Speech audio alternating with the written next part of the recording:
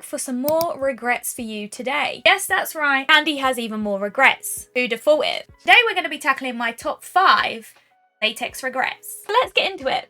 Number 5, not applying for latex catwalk jobs. I've never actually walked in any latex catwalk shows. This information might be shocking to some of you. Some of you very well might already know this factor, but sadly, I've never had the opportunity to do so. Now, I do put that down to myself and not applying to walk in anything. You know, like putting myself out there and saying, hey, how about me? But it's an experience I always thought I might enjoy, but sadly never had the opportunity to do so. Hence why it's made it on my top 5 latex regrets list.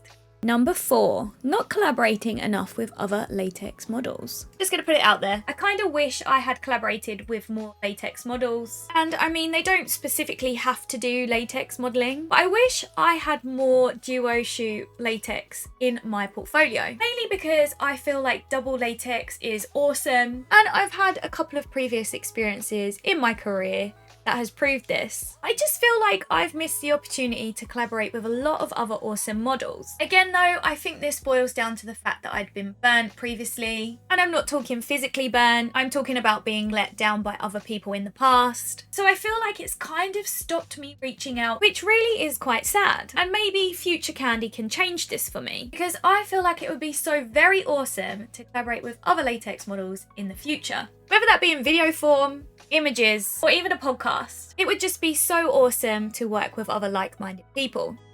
Number 3, not contacting enough latex designers. Now this is another thing on my regrets list that is also my fault. When I started my pay-per-view sites, I kind of stopped just reaching out to designers. I feel like my time was so fixated on creating the content for my pay-per-view sites, like I said, things like Patreon and that fan site. I just stopped finding the time in the day to email other designers. And I'm super lucky that Catalyst Latex always are collaborating with me and asking me if I want to shoot stuff, because otherwise sometimes I feel like I'd forget.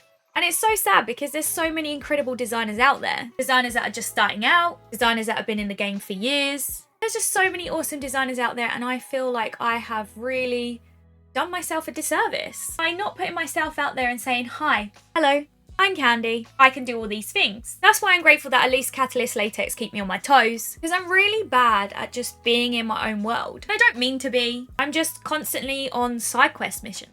So if you're a designer of cool latex or any other form of clothing, don't be afraid to send me a message, because chances are I will be blown away by your work. I'm just a nightmare at putting myself out there. Something I need to work on.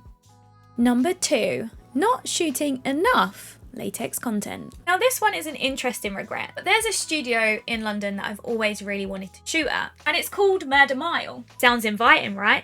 And sadly, I've never shot there. Now it's a shame because they have such cool setups available over there, and I really would love the opportunity to take some latex there at some point and be able to shoot it with a Candy twist, slightly different to what normally goes on there, I'd imagine. I feel like it would be fun to go to this studio and just put a Candy stamp on it, because you know I like to turn things on their heads. My way of approaching latex in the industry has always been so different to most, and not shooting at this studio that is famous for latex shoots definitely deserves its place on my regret list. Hey, who knows? Some of you may want to see me shoot there too. If this is the case, may I suggest supporting me over on Patreon. Number 1, not posting my latex content to YouTube sooner.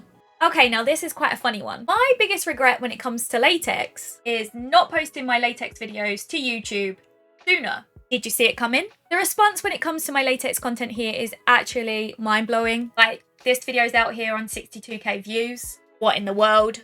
But all jokes aside, I seriously do regret not sharing the latex videos with you sooner. I don't know if you can tell or not, but I'm actually really enjoying my time here on YouTube, more so than any other platform. And this is because I always feel so welcomed here, especially when I post latex stuff. Reading such lovely comments from yourselves and seeing some of my past latex cosplay videos do really well, it really is an awesome feeling. I have always really struggled getting my personality across through my photos and feel like I do so much better in real life. So I feel like having a YouTube channel really helps bridge the gap between latex and my personality, which is awesome. And for this reason, I regret not starting it sooner. But hey, we're here doing it now, and that's really all that counts, right? This has been my top 5 latex regrets. Was you shocked by some of them that made the list? Would you also like to see me collaborate with more designers and models in future? Let me know in the comments below, because I genuinely am curious. Take care, and I'll see you in the next one.